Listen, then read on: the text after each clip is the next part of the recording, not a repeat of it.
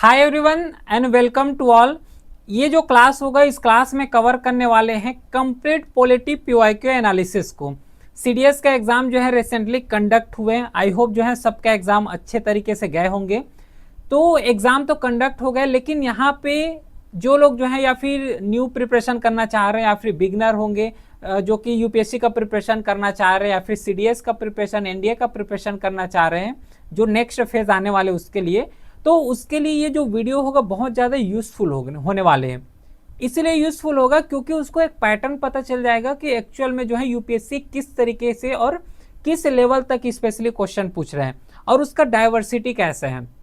ठीक है, ultimately exam में अच्छे तरीके से प्रिपेयर करना है, अच्छे तरीके से मार्क्स स्कोर करना है, तो उसका पीवाईक्यू क्वेश्चन देख लो, समझ आ जाएगा कि एक्चुअल में किस लेवल का क्वेश्चन पूछे जा रहे हैं। तो ये जो वीडियो होगा ऑलरेडी जो है पहले जियोग्राफी का एनालिसिस कर चुके हैं, तो उसको भी एक बार कवर कर लेना। इसमें केवल पूरा पॉलिटी क्वेश्चंस कहाँ पे कवर करेंगे, एनालिसिस करेंगे कि एक्चुअल में इस बार जो यूपीएससी स्पेशली जो सीडीएस है इसमें किस टाइप के क्वेश्चन पूछे गए थे। Got it. तो देखो, अगर पॉलिटी का प्रॉपर एनालिसिस किया जाए तो इस साल जो क्वेश्चन पूछे गए थे वो 15 पीवाईक्यू यहाँ पे पूछे गए थे, 15 क्वेश्चन पूछे गए थे। लेकिन अगर लेवल अगर देखोगे तो इजी टू मीडियम रहे हैं, है ना। ये जो है उतना ज़्यादा पॉलिटी को अगर बोलोगे कि बहुत ज़्यादा टफनेस टाइप बनाए गए थे, नहीं, लेकिन यहाँ पे मॉडरेट की कैटेगरी में इस यहाँ पे रख सकते हो। ठीक है, मॉडरेट की कैटेगरी में जो है इसको रख सकते हो पॉलिटी के क्वेश्चन को, जैसे ज्योग्राफी में कवर किए हैं। लेकिन अगर नेक्स्ट जो लोग भी एग्जाम का प्रिपरेशन कर रहे हैं वो लोग थोड़ा सा यहाँ पे ध्यान रखना कि जो इस बार स्पेशली पॉलिटी और सीडीएस का अगर बात करें तो यहाँ पे जो क्वेश्चन पूछे गए थे वो थोड़ा सा आर्टिकल बेस्ड क्वेश्चन ज़्यादा देखने को मिल रहे हैं। तो इन फ्यूचर हो सके तो थोड़ा सा आर्टिकल बेस्ड क्वेश्चन इंक्रीज किए जा सकते हैं या फिर डिक्रीज किए जा सकते हैं। लेकिन स्पेशली सीडीएस में जो है इस बार आर्टिकल बेस्ड क्वेश्चन ज़्यादा पूछे हैं, और आर्टिकल बेस्ड जो क्वेश्चन उसमें से जो सब क्लॉसेज होता है, जैसे कि क्वेश्चन पूछे गए थे 43C हो गया, 43D हो गए। नॉर्मली हम लोग कैसे प्रिपरेशन करके चलते हैं कि आर्टिकल 14 को पढ़ लिए, आर्टिकल 16, 17, 19, 20 इस तरीके से कवर करते हैं। लेकिन उसका भी सब क्लॉज होते हैं और कुछ इंपॉर्टेंट ही सब क्लॉज कवर करना है, उतना पूरा आर्टिकल तो ऐसे भी कवर भी नहीं कर सकते।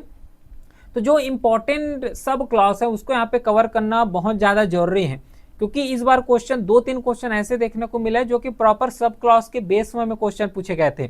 तो ये जो आर्टिकल बेस्ड है, एक तो पहले कवर करोगे आर्टिकल बेस्ड, हो सके तो आर्टिकल को याद रखना है और आर्टिकल बेस्ड यहाँ पे प्रिपरेशन करना है, प्लस जो सब क्लॉज है उसको भी यहाँ पे कवर करना है। और पॉलिटी को अब थोड़ा सा हिस्ट्री के साथ लिंक करके पढ़ाई करोगे तो बहुत ज़्यादा बेनिफिट होगा।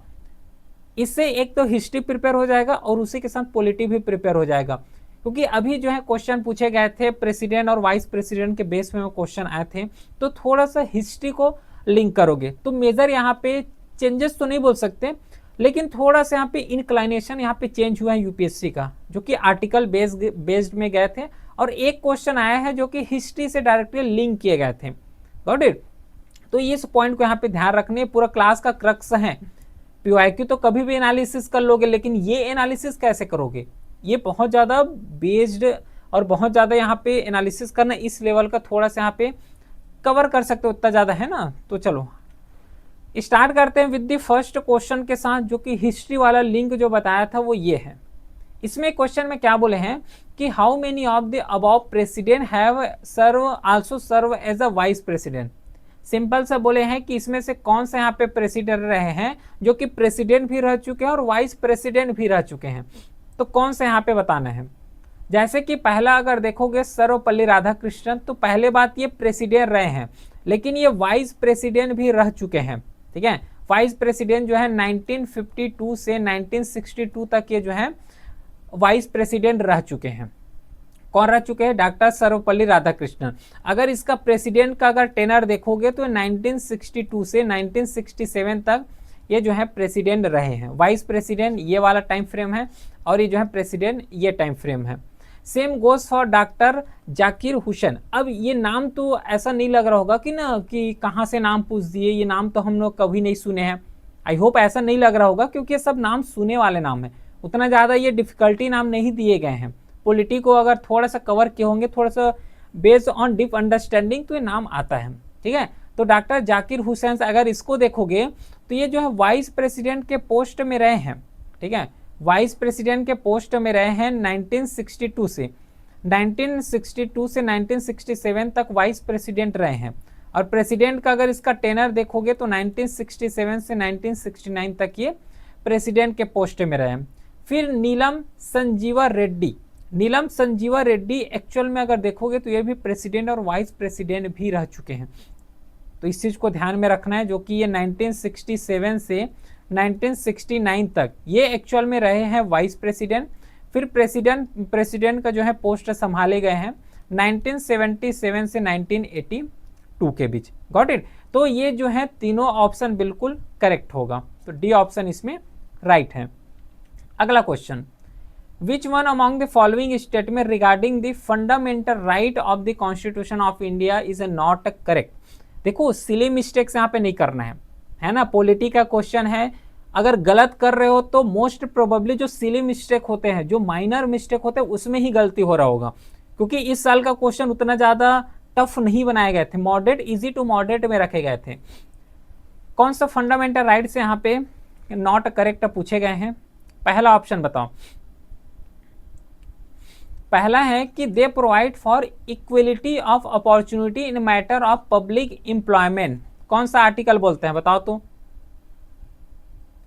आर्टिकल 16, आर्टिकल 14 क्या बोलते हैं? Equality before law, equality before law, ये कौन सा आर्टिकल बोलते हैं? आर्टिकल 14 बोलते हैं। आर्टिकल 16 जो है एक्चुअल में बात करते हैं पब्लिक एम्प्लॉयमेंट में। पब्लिक एम्प्लॉयमेंट में क्या है कि जितना भी अगर पब्लिक लेवल में एम्प्लॉयमेंट दे रहे हो तो सबको इक्वल लेवल में ट्रीट करना है, किसी के साथ भेदभाव नहीं करना है। ये तो सही है, लेकिन पूछे गए हैं गलत ऑप्शन। बी ऑप्शन है कि they guaranteed freedom of conscience and free profession practice and propagation of religion. Article 25, article 25 यही बोलता है कि हमें फ्रीडम है, हम कोई भी फैथ को यहाँ पे कंसीडर करें, फ्री प्रोफेशन प्रैक्टिस कोई भी कर सकते हैं। आर्टिकल 25 यहाँ पे हमें दिए गए हैं, आर्टिकल के थ्रू फ्रीडम दिए गए हैं। उसी के साथ they prohibit discrimination on the based on the ground only of religion, race और caste. Only on religion, race और कास्ट, ये तीन ही बोले हैं। लेकिन कॉन्स्टिट्यूशन को देखोगे तो यहाँ पे बर्थ के बेस में भी यहाँ पे प्रोहिबिशन किए गए हैं, ठीक है, सेक्स के बेस में भी यहाँ पे प्रोहिबिशन किए गए हैं। समझ पा रहे हो? केवल यहाँ पे रिलीजन, रेस और कास्ट के बेस में नहीं किए गए हैं। अब इसको बोलते हैं सिली मिस्टेक्स, ठीक है, कि रिलीजन के बेस में भी किए गए हैं, रेस के बेस में भी किए गए हैं, कास्ट के बेस में भी किए हैं। लेकिन वर्ड समझो, वर्ड बोले गए हैं ओनली, ओनली से समझ आ जाना चाहिए कि इसके अलावा और भी हैं, केवल यही तीन के बेस में नहीं दिए गए हैं, तो ये गलत है। सी ऑप्शन यहाँ पे बिल्कुल करेक्ट हो जाएगा, गलत पूछे गए हैं। दे आर लीगली इनफोर्सेबल, बिल्कुल सही है। जो डीपीएसपी होते हैं तो ये डीपीएसपी जो है लीगली इनफोर्सेबल नहीं होते हैं। लीगली अगर डीपीएसपी का जो है वायलेशन होता है तो directly supreme court, high court में नहीं जा सकते हैं कि हमारा डीपीएसपी का वायलेशन हुआ है, नो वे। लेकिन जो है अगर फंडामेंटल राइट का वायलेशन हो रहा है तो उस केस में जा सकते हैं। तो सी जो है बिल्कुल करेक्ट ऑप्शन है। नेक्स्ट क्वेश्चन है 21, consider the following statement regarding the amendment procedure under article 360 of the constitution of India. तो देखो एक्चुअल में आर्टिकल जो 368 ये यही बताता है कि चाहे अमेंडमेंट हो, चाहे बिल का अमेंडमेंट हो या फिर कॉन्स्टिट्यूशन का अमेंडमेंट करना हो, तो जो प्रोसीजर होता है कि किस तरीके से, कहाँ पे सिंपल मेजोरिटी चाहिए, कहाँ पे जो है स्पेशल मेजोरिटी चाहिए, कहाँ पे हाफ ऑफ द स्टेट का जो है यहाँ पे कंसेंट जरूरी होता है। तो जितना भी यहाँ पे रूल्स हो गया, रेगुलेशंस हो गए, जो प्रोसीजर हो गया अमेंडमेंट से रिलेटेड, ये सब जो है आर्टिकल 368 में ही बताए गए हैं। जिसमें से पहला ऑप्शन है कि constitutional amendment bill can be introduce in either house of the parliament. बिल्कुल सही है, जो कॉन्स्टिट्यूशनल अमेंडमेंट बिल है या तो इसे लोकसभा में भी ला सकते हो, लोकसभा में ला सकते हो या फिर राज्यसभा में ला सकते हैं। बिल्कुल सही ऑप्शन है। सेकेंड ऑप्शन है कि constitutional amendment bill should be passed in each house by a majority of the total membership of that house and by the majority of not less than 2/3 of the member of the house present and voting. इसको बोले जाते हैं special majority, इसको बोले जाते हैं special majority. और वही का डेफिनेशन, जो स्पेशल मेजोरिटी है उसी का डेफिनेशन ही यहाँ पे लिखे गए हैं कि जितना भी हाउस है ना, जैसे कि मान लो 250 का हाउस है, तो 250 का हाउस जो है इसमें 125 का सबसे पहले बात तो वोटिंग चाहिए। इसके बाद ये जो जितना भी प्रेजेंट होंगे, मान लो यहाँ पे जैसे कि 100% जो है यहाँ पे प्रेजेंट हो गए, तो इस 100% में से जो 2/3 मेंबर होगा, ठीक है, 100% में से जो 2/3 यहाँ पे मेंबर होंगे उसका वोटिंग भी यहाँ पे अनिवार्य है। ठीक है, तो इसको बोले जाते हैं स्पेशल मेजोरिटी, और ये बिल्कुल सही है, क्योंकि अगर कॉन्स्टिट्यूशन को अमेंडमेंट करोगे तो ये सब चीज की नीड होते हैं। थर्ड ऑप्शन है कि all constitutional amendment bill must be ratified by the legislature of not less than 1/2 of the state. देखो, पहले बात, हर एक कॉन्स्टिट्यूशनल अमेंडमेंट के लिए जरूरी नहीं है कि स्टेट का परमिशन लिया जाए या फिर स्टेट का रेटिफिकेशन लिया जाए।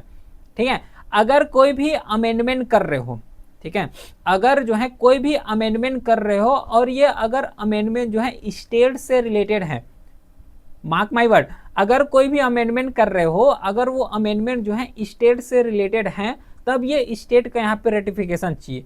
और उसमें से जो है हर एक स्टेट, 28 स्टेट हैं, तो 28 स्टेट का भी रेटिफिकेशन नहीं चाहिए। ठीक है, समझ पा रहे हो? तो अगर अमेंडमेंट जो है स्टेट से रिलेटेड है, तब यहाँ पे जो है कंसेंट चाहिए होता है स्टेट का। हर एक कॉन्स्टिट्यूशनल अमेंडमेंट में रिक्वायर नहीं है। सी ऑप्शन यहाँ पे गलत है, 1 और 2 बिल्कुल सही है, ए ऑप्शन करेक्ट है। 22 question, consider the following statement regarding the qualification of a person for appointment as a जज ऑफ सुप्रीम कोर्ट। मेंशन ही नहीं है कॉन्स्टिट्यूशन में। चलो बताओ करेक्ट आंसर क्या होगा इसमें।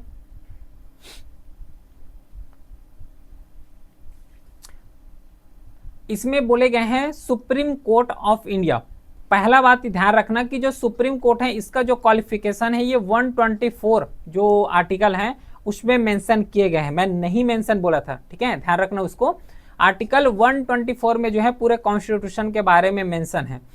पहला क्वेश्चन है कि the person has to be for at least 5 year a जज ऑफ हाई कोर्ट और ऑफ 2 और मोर सच कोर्ट इन अ सक्सेशन। ये बोले गए हैं, करेक्ट है क्या? अ पर्सन किसके लिए बोले गए हैं? अगर जज का अपॉइंटमेंट करना है, ध्यान रखना सीजीआई का नहीं बोले गए हैं, चीफ जस्टिस ऑफ इंडिया का अपॉइंटमेंट के बारे में नहीं बोले गए हैं, उसका जजेस के बारे में बोले गए हैं। तो person has to be for at least 5 year a जज ऑफ हाई कोर्ट। अगर यहाँ पे लॉयर बोलते तो लॉयर के केस में ये 10 ईयर्स होता है। लॉयर अगर होते, अगर लॉयर को जो है जज बनाना है तो उस केस में 10 ईयर्स होते हैं, लेकिन ये खुद ऑलरेडी पहले से जजेस हैं। तो जज ऑफ हाई कोर्ट और 2 और मोर कोर्ट इन सक्सेशन बिल्कुल सही है, पहला ऑप्शन। 5 ईयर यहाँ पे मैंडेटरी होता है। सेकेंड ऑप्शन है कि the person has to be for at least 10 years. ये देखो यहाँ पे एडवोकेट आ गया, तो बिल्कुल सही है, सेकेंड ऑप्शन सही है, क्योंकि इसको जो है 10 ईयर्स यहाँ पे चाहिए होता है। थर्ड ऑप्शन है कि the person is the opinion of the chief justice of India as a disguised jurisdiction. ये भी ऑप्शन बिल्कुल सही है, क्योंकि जब कोई भी सुप्रीम कोर्ट के जजेस को अपॉइंटमेंट करोगे तो जो चीफ जस्टिस ऑफ इंडिया उसका यहाँ पे क्या होना चाहिए, ओपिनियन भी यहाँ पे मैटर करते हैं। ऐसा नहीं कि कोई भी जजेस आए और उसको डायरेक्टली यहाँ पे साइन कर दिया, जजेस में अपॉइंटमेंट कर दिए, नहीं, इसका जो है मैंडेटरी चाहिए, ओपिनियन यहाँ पे जरूरी होता है चीफ जस्टिस ऑफ इंडिया का। तो तीनों ऑप्शन इसमें बिल्कुल करेक्ट है, ए ऑप्शन जो है राइट है। अगला question, which one among the following pair of article and provision with reference to constitution of India is not correctly matched. कौन सा ऑप्शन जो है इसमें करेक्टली मैच नहीं कर रहे हैं, बताओ। पहला ऑप्शन है जो कि 243A है। 243 जो है ये ग्राम सभा से रिलेटेड है, ग्राम सभा से रिलेटेड है, बिल्कुल सही है, पहला आर्टिकल सही है। सेकेंड है 243B जो कि कॉन्स्टिट्यूशन ऑफ पंचायत से रिलेटेड बताए हैं, ये ऑप्शन भी बिल्कुल सही है, पंचायत से रिलेट करते हैं। उसके बाद जो है 243, अच्छा हाँ, यहाँ पे ध्यान रखना, इसमें जो बोले गए आर्टिकल जो है 243C जो कि कंपोजिशन ऑफ पंचायत है, ये ऑप्शन भी बिल्कुल सही है। आर्टिकल जो है यहाँ पे 243D है, 243D जिसमें से इलेक्शन ऑफ पंचायत के बारे में बोले गए, नहीं, ये जो है इलेक्शन ऑफ पंचायत के बारे में रिफर नहीं करता, ये सीट का रिजर्वेशन बताता है, ठीक है, रिजर्वेशन ऑफ सीट्स, ये बात करते हैं रिजर्वेशन ऑफ सीट्स का। कहाँ पे? पंचायत लेवल में, ठीक है, पंचायत लेवल में किस तरीके से रिजर्वेशन हो, एससी एसटी का, वुमेन का किस तरीके से रिजर्वेशन हो, ये सब बताते हैं आर्टिकल 243 डी में। तो इसका जो है नॉट करेक्ट पूछे हैं, तो डी ऑप्शन बिल्कुल करेक्ट है। यूएन पीस कीपिंग ऑपरेशन से क्वेश्चन पूछे गए हैं। यूएन पीस कीपिंग का मतलब होता है कि एक इंटरनेशनल यहाँ पे फोर्सेस डिजाइन किए गए हैं जिसको यूएन पीस कीपिंग बोलते हैं। अब ये इंटरनेशनल जो फोर्सेस हैं ये क्या करते हैं कि कोई भी कंट्री में अगर जो है जैसे कि वार हो गया या फिर कहीं पे सहयोग लगाना होगा या फिर फ्लडिंग हो गया तो वहाँ पे ऑपरेशन करना होगा, तो यूएन के द्वारा एक फोर्सेस डिजाइन किए गए हैं, उसको यहाँ पे डिप्लॉय किए जाते हैं। अब यहाँ पे जो यूएन पीस कीपिंग जो फोर्सेस हैं इसमें क्या होता है कि डिफरेंट जो कंट्री हैं वो लोग अपना फोर्सेस यहाँ पे इम्प्लॉय करते हैं, अपना फोर्सेस को यहाँ पे डिप्लॉय करते हैं, ठीक है। तो इसमें ऑप्शन पूछे गए हैं कि the power to authorise to peace keeping operation is exclusively vested with the general assembly. जो यूएन का जो जनरल असेंबली होता है उसका पूछे गए हैं। पहला गलत है, जनरल असेंबली का नहीं, यूनाइटेड नेशंस सिक्योरिटी काउंसिल का होता है, ठीक है, यूएनएससी का होता है। और इसमें जो है वेटो पावर भी होता है, आई होप कि सबको पता होगा। यूएनएससी के द्वारा यहाँ पे अथोराइज किए जाते हैं, United Nation security council. Second option है कि UN peace keeping operations are deploy with a consent of the main parties to the conflict, ये भी बिल्कुल सही है। Operations deploy with the consent of the main parties, क्योंकि यहाँ पे कंसेंट भी तो चाहिए।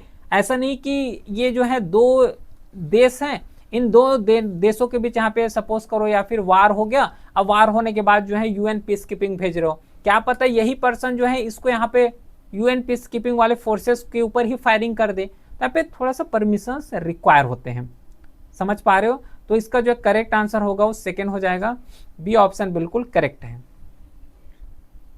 25 है, विच one among the following item is not included in state list.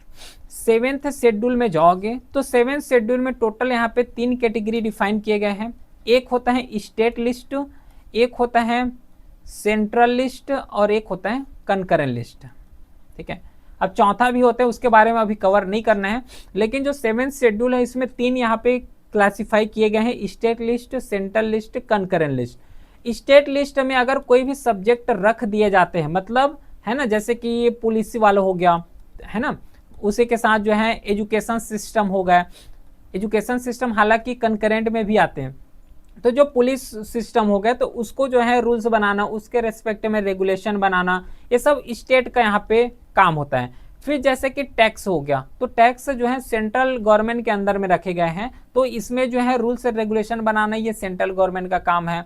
उसी के साथ एजुकेशन हो गया जो कि कंकरेंट लिस्ट में है, मतलब जितना भी एजुकेशन से रिलेटेड रूल्स एंड रेगुलेशन बनाना हो वो सेंट्रल गवर्नमेंट भी बना सकते हैं और जो है स्टेट गवर्नमेंट भी बना सकते हैं, उसको कंकरेंट लिस्ट बोलते हैं। इसमें पूछे गए हैं कि कौन सा जो है स्टेट लिस्ट के अंदर नहीं रखे गए हैं, बताओ तो कौन सा स्टेट लिस्ट में नहीं है। पब्लिक ऑर्डर ये स्टेट लिस्ट में है, लैंड हो गया, लोकल गवर्नमेंट हो गया, ये सब पब्लिक लिस्ट में है। जो बी ऑप्शन है economic and social planning, actually ये जो है कौन से लिस्ट में है, ये सेंट्रल लिस्ट में है।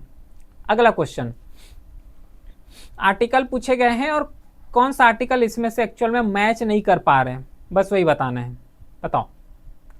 अच्छा, यहाँ पे मैं सेंट्रल लिस्ट बताता है ना, ये एक्चुअल में कंकरेंट लिस्ट है, माय मिस्टेक, ये जो है कंकरेंट लिस्ट की कैटेगरी में रखे गए हैं। चलो अगला क्वेश्चन, इसको बताओ कौन सा जो है आर्टिकल यहाँ पे लिंक नहीं है। आर्टिकल जो है 371A, ये जो 371A है ये नागालैंड के लिए स्पेशल यहाँ पे प्रोविजन रखे गए हैं, ये तो बिल्कुल सही है। आर्टिकल 370B जो कि असम के लिए स्पेशल प्रोविजन रखे गए हैं, ये रिपीटिव क्वेश्चन है, रिपीटेड क्वेश्चन, कई बार क्वेश्चन पूछे जा चुके हैं, इवन सीडीएस में भी क्वेश्चन पूछे जा चुके हैं ये आर्टिकल को, सेकेंड ऑप्शन सही है। इसके बाद थर्ड है आर्टिकल 370C, ये मणिपुर के लिए रखे गए हैं, ये ऑप्शन भी बिल्कुल करेक्ट है। इसके बाद आर्टिकल 371D बोले गए हैं, आर्टिकल 371D जो है एक्चुअल में ये सिक्किम के लिए थोड़ी ना है, ये आंध्र प्रदेश के लिए है, ठीक है, ये जो है आंध्र प्रदेश के लिए इसको रखे गए हैं, सिक्किम के लिए नहीं रखे गए हैं, ठीक है क्या। तो इसका जो करेक्ट आंसर होगा वो डी हो जाएगा। Which of the following are administer under the ministry of defence government of India, कौन जो है मिनिस्ट्री ऑफ डिफेंस के अंदर रखे गए हैं, बताओ इसका करेक्ट आंसर क्या होगा। पहला है टेरिटोरियल आर्मी, ये भी क्वेश्चन रिपीट है, रिपीट किए हुए हैं, ये रिपीटेड क्वेश्चन है और कई क्वेश्चन है रिपीटेड, है ना। पहला टेरिटोरियल आर्मी है, ये टेरिटोरियल आर्मी अगर देखोगे तो मिनिस्ट्री ऑफ डिफेंस में आता है। नेशनल कैडेट कॉर्प्स एनसीसी ये भी आता है। All matter relating to coast guard, सीधी सी बात यहाँ पे कोस्ट गार्ड का बात किए गए हैं। अच्छा ये भी बताओ ये कोस्ट गार्ड के अंदर आता है कि नहीं आता। और सेकेंड ऑप्शन भी देखो, hydrographic survey and preparedness of navigational chart, ये ध्यान रखना एक्चुअल में ये जो है इंडियन नेवी का एक हाइड्रोग्राफिकल डिपार्टमेंट है, तो ये इंडियन नेवी के अंदर आते हैं। समझ आ रहा है, तो सेकेंड ऑप्शन यहाँ पे हो गया गलत। फोर्थ ऑप्शन बोले कि all matter relating to coast guard organisation, सही है क्या, ये गलत है ना। ये कोस्ट हर एक मैटर कैसे मिनिस्ट्री ऑफ होम अफेयर्स के अंदर आएगी या फिर कैसे मिनिस्ट्री ऑफ डिफेंस के अंदर आएगा, गलत है। इसमें 1 और 3 बस सही है, 1 और 3, ठीक है, डी ऑप्शन बिल्कुल करेक्ट है। Governor, consider the following statement about the power of governor of state, बताओ इसका करेक्ट आंसर क्या होगा। देखो गवर्नर ऑफ स्टेट का अगर बात करो तो आर्टिकल 165 इसमें बताए गए हैं। पहला बोले हैं कि the governor has a power to appoint advocate general, और एडवोकेट जो जनरल होते हैं इसको अपॉइंट ही किए जाते हैं गवर्नर के द्वारा। सेकेंड ऑप्शन है कि advocate general hold office during the pleasure, हाँ बिल्कुल सही है, प्लेजर में ही रहते हैं, ठीक है। उसी के साथ है कि the member of the state public service commission are appointed by the governor, member of the state public service commission, बिल्कुल सही है, पीएससी का जो है अपॉइंट किए जाते हैं चेयरमैन, वो गवर्नर के द्वारा ही किए जाते हैं, सही ऑप्शन है। The member of the state public service commission can be remove by the president of India on the report of the governor, report of the governor नहीं, इसके लिए स्पेशल यहाँ पे इंक्वायरी होता है। अब ये इंक्वायरी किसके द्वारा किए जाएंगे, सुप्रीम कोर्ट के द्वारा किए जाएंगे। ये जो है गवर्नर के बेस में या फिर गवर्नर रिपोर्ट दे दिए तो किसी को भी हटा दो या फिर पीएससी को चेयरमैन को हटा दो, ऐसा नहीं होता, इसमें प्रॉपर इंक्वायरी यहाँ पे बैठाए जाते हैं। 4 ऑप्शन गलत है, 1 2 3 करेक्ट है, 1 2 3 B option sorry D option बिल्कुल करेक्ट है। इसमें जो है कौन सा ऑप्शन गलत है ये बताना है। चौधरी चरण सिंह जिन्होंने फाउंड किए भारतीय क्रांति दल, बिल्कुल सही है, इसे जो है 1967 में फाउंड किए गए थे, सही ऑप्शन है। उसी के साथ है Jagjivan Ram was a member of the constituent assembly, ये भी ऑप्शन बिल्कुल सही है। मोरारजी देसाई जो कि प्राइम मिनिस्टर रहे हैं फ्रॉम 1972 से 1980, सही है क्या, ये ऑप्शन भी बिल्कुल सही है। इसी के साथ जो है Jayaprakash Narayan was a founder general secretary of the Congress socialist party, बताओ तो ये सही है क्या। देखो ये जो है इसका लीडर रहे हैं जयप्रकाश नारायण, अगर देखोगे तो ये जो कांग्रेस का जो सोशलिस्ट पार्टी है इसका लीडर रहे हैं, लेकिन एक्चुअल में इसे जो है यहाँ पे फाउंड किए गए थे, जैसे कि आचार्य नरेंद्र देव हो गया, जेपी हो गया, इन सब के द्वारा यहाँ पे फाउंड किए गए थे, ठीक है, 1934 में। तो यहाँ पे नॉट करेक्ट पूछे हैं, तो डी ऑप्शन यहाँ पे करेक्ट है। नेक्स्ट क्वेश्चन है विच one of the following act is a correctly pair, अच्छा यहाँ पे करेक्टली पेयर पूछे गए हैं, मेरे को लगा कि नॉट करेक्ट पूछेंगे, है ना, तो इस तरीके से क्वेश्चन थोड़ा सा ध्यान रखना, नॉट करेक्ट नहीं पूछे हैं इसमें से, मतलब ये मेजोरिटी, मतलब सीधी सी बात है कि 3 क्वेश्चन यहाँ पे गलत ही होंगे, एक ही यहाँ पे करेक्ट है। तो थोड़ा सा यहाँ पे देख रहे हो कि हमें अब ये पहचानना है कि गलत कौन सा है, तो फैक्ट्स यहाँ पे भी इनकॉर्पोरेट करने का ट्राई किए गए अच्छा खासा। बताओ इसका जो है करेक्ट आंसर क्या हो जाएगा। पहला है कंज्यूमर प्रोटेक्शन एक्ट, ये एक्चुअल में ये जो कंज्यूमर प्रोटेक्शन एक्ट ये तो लेटेस्ट बताया गया, ये लेटेस्ट नहीं है, मतलब इतना पहले नहीं है, पुराना है, 1986 का है। अच्छा देखो ये 1986 का ये ओरिजिनल वाले हैं, ओरिजिनल वाले मतलब ओरिजिनल है, ठीक है। जो कंज्यूमर प्रोटेक्शन एक्ट है इसे ओरिजिनली 1986 में फाउंड किए गए थे, इस स्कीम को बनाए गए थे, रूल्स को लाए गए थे, लेकिन इसे जो है 2019 में रिप्लेस भी किए गए हैं, ध्यान में रखना। Right to information act, right to information act 2004 नहीं है, ये 2005 का है। Scheduled tribe and other traditional forest dweller recognition of the forest act, ये बिल्कुल सही है, ठीक है, सी ऑप्शन करेक्ट है। फिर protection of children from sexual offences act, ये 2010 का बताया है, ये 2010 नहीं है, ये 2012 का है, ठीक है। तो आई होप ये समझ आ गया होगा, है ना, और किस तरीके से जो है एक्चुअल में क्वेश्चन पूछे जा रहे हैं ये भी समझ आया होगा, ठीक है। चलो, तो इसका करेक्ट आंसर सी होगा। इसको बताओ करेक्ट आंसर क्या होगा इसका 32 का।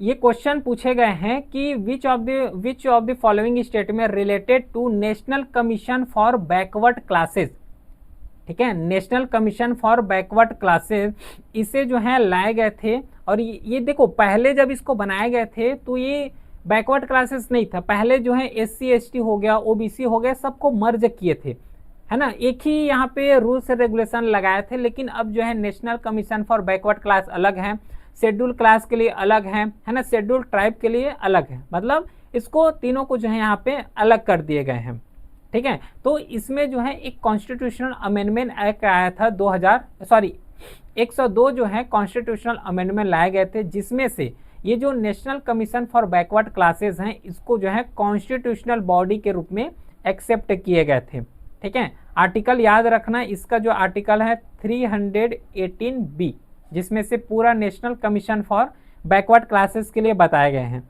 तो पहला तो यहाँ पे कॉन्स्टिट्यूशनल बॉडी है, बिल्कुल सही है। सेकेंड ऑप्शन है कि national commission for backward class 1993 was repeal किए गए हैं, बिल्कुल सही है ना। पहले तो पूरे को मर्ज किए थे, SC ST OBC सब एक ही चल रहा था, फिर बाद में इसको रिपील किए गए हैं। थर्ड ऑप्शन है कि the secretary ministry of social justice and empowerment government of India head the commission, ये बोले गए हैं। इसे हेड किए जाते हैं चेयरमैन के द्वारा, इसे हेड किए जाते हैं चेयरमैन के द्वारा, इन सब के द्वारा नहीं। तो इसका जो करेक्ट आंसर होगा वो ए हो जाएगा। अगला question, which one of the following act behaviour shall account to sexual harassment as per the sexual harassment of women at work place, ये जो एक्ट है इसमें से किसको जो है यहाँ पे सेक्सुअल हरासमेंट की कैटेगरी में रखे जाएंगे। सिंपल क्वेश्चन है, बताओ इसका करेक्ट आंसर क्या हो जाएगा। पहला है verbal remark of sexual nature, अगर वर्बल रिमार्क भी कर रहे हो, है ना, अगर कोई वुमेन को देख के या फिर उस तरीके से जो है अगर उसको सेक्सुअल नेचर के तौर पे अगर उसको वर्बली, है ना, वर्बली कुछ बोल भी रहे हो या फिर रिमार्क दे रहे हो, तब भी उसको यहाँ पे इस कैटेगरी में रखे जाएंगे। पहला ऑप्शन बिल्कुल करेक्ट है। सेकेंड है नॉन वर्बल कंडक्ट, अब यहाँ पे कंडक्ट कर रहे हो, बोल नहीं रहे हो लेकिन कर तो रहे हो, ठीक है, तो इसको भी यहाँ पे रखे जाएंगे। उसी के साथ जो है फिजिकल तो करोगे, अगर विदाउट कंसेंट भी कर रहे हो तो तब तो इसको रखे जाएंगे, इसमें तो कोई डाउट है ही नहीं है। 1 2 3 सी ऑप्शन जो है बिल्कुल करेक्ट है। चलो अगला क्वेश्चन, लास्ट क्वेश्चन है ये, arrange the following dignities in the correct sequence with respect to their rank procedure as per the table of procedure. इसको जो है CAPF में जब पॉलिटी का क्वेश्चंस किए हैं, ठीक है, पॉलिटी का जब क्लास किए वहाँ पे बहुत अच्छे से कवर किए हैं, पूरा उसका टेबल भी दिया हूँ, PDF जो है टेलीग्राम चैनल में भी अपलोडेड है। इसमें सबसे पहले कौन आएगा, सबसे पहले यहाँ पे रखे जाते हैं किसको, टेबल ऑफ प्रोसीजर को देखोगे तो इसमें जो गवर्नर है, गवर्नर सबसे हाईएस्ट रैंक होता है, अगर केस अगर जानना है स्टेट के रेस्पेक्ट से तो गवर्नर सबसे पहला कैटेगरी में आएगा, governor with their respective states, तो सेकेंड पहले आएगा, ठीक है, सेकेंड जो है यहाँ पे फर्स्ट कैटेगरी में इसको रखोगे। इसके बाद जो है सेकेंड यहाँ पे रखा जाएगा वो है, किसको रखोगे सेकेंड केसेस में, वो है प्रेसिडेंट ऑफ इंडिया, लेकिन प्रेसिडेंट ऑफ इंडिया यहाँ पे नहीं दिए गए हैं। चीफ जस्टिस ऑफ इंडिया, इसको जो है थर्ड कैटेगरी है उसमें रखे जाओगे। तो सिंपल सा जो है 2 3 1 4 डी ऑप्शन जो है बिल्कुल करेक्ट है, जिसमें से पहला कैटेगरी आएगा गवर्नर स्टेट के साथ, उसके साथ आएगा फॉर्मर प्रेसिडेंट, उसके बाद आएगा चीफ जस्टिस ऑफ इंडिया, है ना, थर्ड कैटेगरी में, सेकेंड कैटेगरी ये हो गया, और फोर्थ कैटेगरी में आएगा deputy prime minister. Got it. तो आई होप ये जो है समझ आ गया होगा, ठीक है। कोई भी क्वेरी हो तो व्हाट्सएप नंबर है, वहाँ पे मैसेज कर सकते हो। टेलीग्राम चैनल में इसका लिंक जो है जो नोटिफिकेशन होता है, स्पेशली नोटिफिकेशन हो गया, प्लस जो लिंक है वो तो डिस्क्रिप्शन में दिया हुआ है, तो बाकी क्लासेस का शेड्यूल सब टेलीग्राम चैनल में ही अपलोड होता है। फिर मिलता है नेक्स्ट क्लासेस में एनालिसिस क्लासेस के साथ, तब तक के लिए thank you, well done, have a great day.